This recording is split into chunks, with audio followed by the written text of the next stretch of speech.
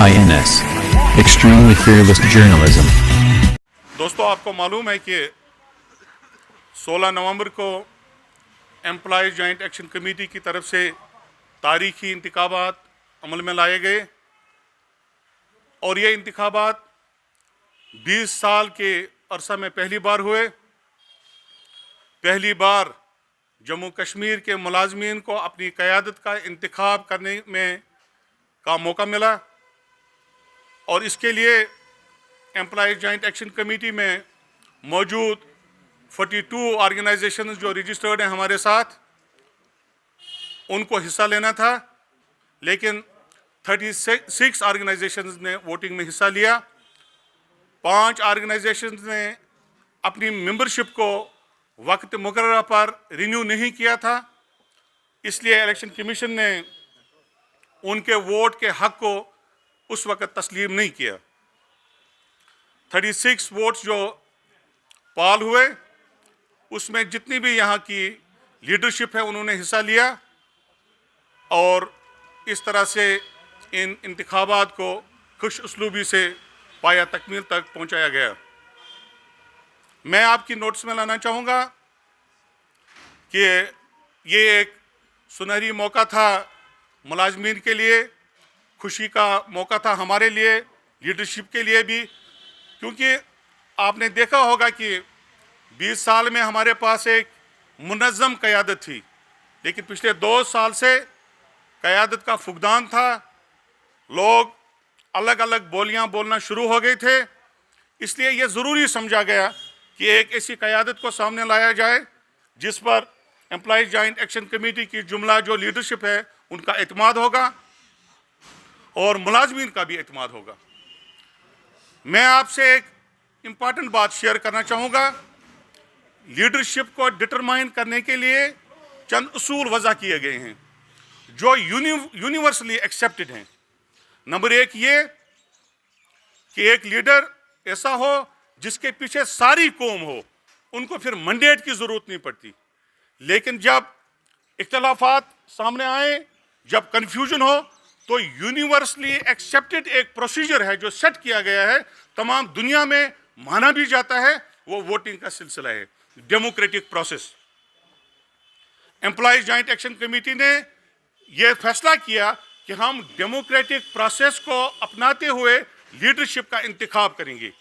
उसके लिए दोस्तों मैं आपकी नोटिस में लाना चाहूँगा, बाज़ाब्ता एक कमेटी बनाई गई जिसे हमने कॉन्स्टिट्यूशन का नाम दिया। और मैं आपकी नोटिस में एक बात बीच में मुझे याद आ गया, जब एम्प्लॉयज़ जॉइंट एक्शन कमेटी के कुछ लोग इस organisation employees joint action committee से अलग गए, I was not part of that इजेक। मैं इजेक में तब नहीं था, मैंने इजेक में ज्वाइन किया उसके बाद ये देख कर के एक्चुअल प्लेटफॉर्म कौन है और एक्चुअल लीडरशिप कौन है, तब मैंने यहां पर ज्वाइन किया। कॉन्स्टिट्यूशन कमेटी बनी और कॉन्स्टिट्यूशन कमेटी में कुछ लोग थे जिनके मैं नाम आपके सामने रखना चाहूंगा, जरूरी है। और ये कॉन्स्टिट्यूशन कमेटी में मोहम्मद अकबर खान जो उस वक्त प्रेसिडेंट थे टीचर्स फोरम के, कॉन्स्टिट्यूशन कमेटी में Manzoor Ahmad Pampuri, president urban local bodies employees united forum, mister Latif Ahmad Malik, president all laboratory paravets, mister Sajad Ahmad Pare, chairman constitution chairman Kashmir PHE joint employees association. अब जो लोग आपके सामने आए और ये कहा कि कॉन्स्टिट्यूशन नहीं बना है और ये कह रहे हैं कि हम कॉन्स्टिट्यूशन बना रहे हैं, और उनमें से एक आदमी जिसका नाम यहाँ पर है वो कह रहा है कि मैं नया कॉन्स्टिट्यूशन बना रहा हूँ, ये पेपर आपके सामने है जिस पर दस्तखत हैं, और इस कॉन्स्टिट्यूशन ने फैसला किया कि हम यहाँ पर इलेक्शन करेंगे 16 तारीख को। उसके बाद एक और बात इंतहाई गैर जिम्मेदाराना बात की, वो कि I feel below dignity to respond to that question, लेकिन फिर भी आपकी नोटिस में लाना चाहूंगा। कहा गया है कि जो वहां पर इलेक्शन हुए 36 जो वहां पर लोग थे वो लीडर्स नहीं थे, किराया पर लाए गए लोग थे। ये 36 लोगों की लिस्ट आपके पास है जो अखबारात ने शाया की है, आज की तामील इरशाद में है। ये एक आदमी को चैलेंज किया जाए, एक आदमी को चैलेंज किया जाए, मैं अभी इसी वक्त यहां पर रिजाइन करूंगा, लेकिन आप लोगों के पर एक जिम्मेदारी आयद होती है। आप लोगों से कहा गया कि 20 आदमियों को वो यहां पर लाएं, मैं इस्तीफा दे दूंगा। एक आदमी ने आपकी प्रेस कॉन्फ्रेंस में कहा। आज मैं 36 लोगों को आपके सामने रखना चाहूंगा। आप पर फर्ज आयद होता है कि आप उन लोगों से कहें कि आपको कोई इखलाकी जवाज अब नहीं बनता कि आप कुर्सी पर बैठें। दोस्तों और बुजुर्गों, एक आदमी ने 37 वोट्स थे, एक आदमी ने इलेक्शन में हिस्सा नहीं लिया, Haji Bashir Ahmad, because he was under quarantine. वो इस वक्त लाइव हैं, वो चेयरमैन है फॉरेस्ट कॉरपोरेशन के, वो लाइव हैं, आप उनसे बात कर सकते हैं। वो क्वारंटीन में थे, उन्होंने इलेक्शन में हिस्सा नहीं लिया। मेरी आपसे चंद गुजारिशात हैं, बस हो गया जी। कहा यह जा रहा है कि जिस लीडरशिप ने वोट डाले वो एक्चुअल लीडरशिप नहीं है। मैं आपको बताना चाहूंगा, जब वो साहब हमारे चेयरमैन थे, एडहॉक चेयरमैन थे एम्प्लॉय जॉइंट एक्शन कमेटी के, दुरानी साहब, वजह दुरानी साहब उनके वाइस चेयरमैन थे, शबीर अहमद लंगू साहब उनके स्पोक्समैन थे, खुर्शीद अहमद भट्ट उनके जनरल सेक्रेटरी थे, फारूक अहमद खान उनके वाइस प्रेसिडेंट थे, और सजाद साहब उनके चीफ ऑर्गेनाइजर थे, लतीफ साहब उनके पब्लिसिटी सेक्रेटरी थे। ये वही लोग हैं जब वो चेयरमैन थे या उनके साथ काम करते थे, वो अलग हो गए तो इनकी लीडरशिप पर अब उंगलियां उठने लगी। ये बातें चलने वाली नहीं है। मैं आपको बताना चाहूंगा, मुझे समझ नहीं आ रहा है वो लोग चाहते क्या हैं। अगर एक यूनाइटेड प्लेटफॉर्म, एक मुनज़्ज़म आवाज मुलाजमीन को मिली है थ्रू बेल्ट डेमोक्रेटिक प्रोसेस के जरिए, तो इस पर क्या एतराज हो सकता है।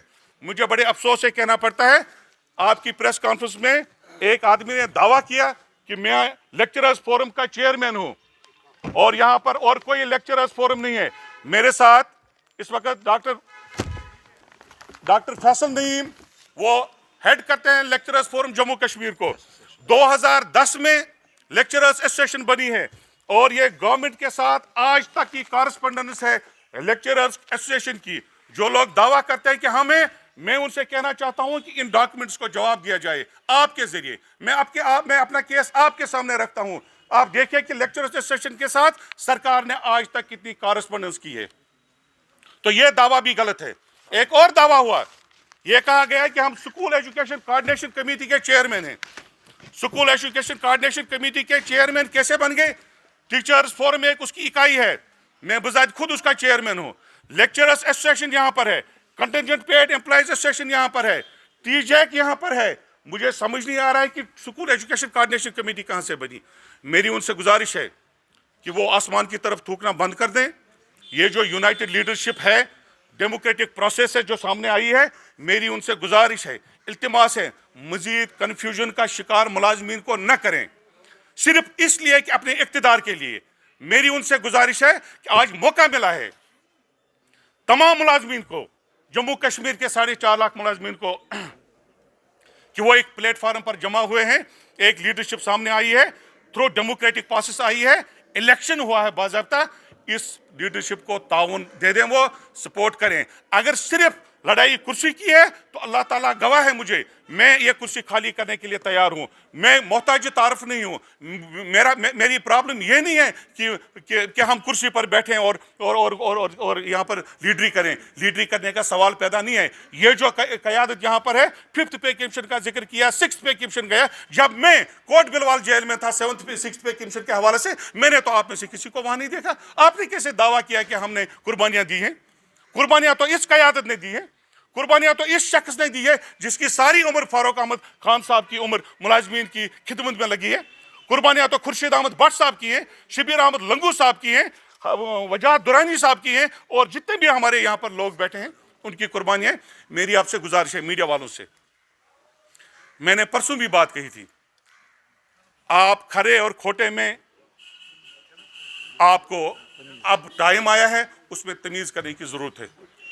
हर चौराहे पर अगर 2-2, 3-3, और ये कौमी आपके पास आपका फर्ज बनता है कि आप देखें कि सही लीडरशिप कहां पर है।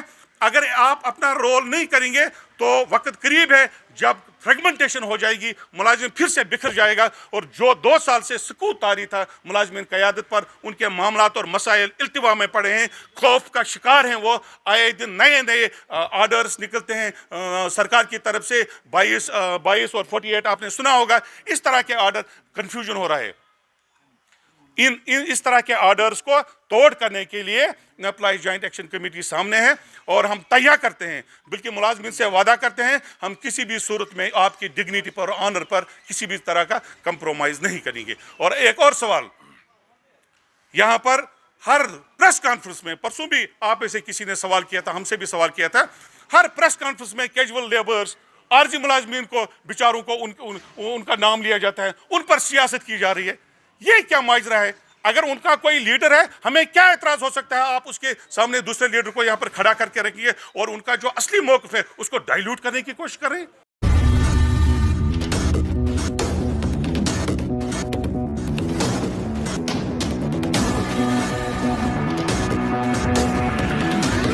INS. Extremely fearless journalism.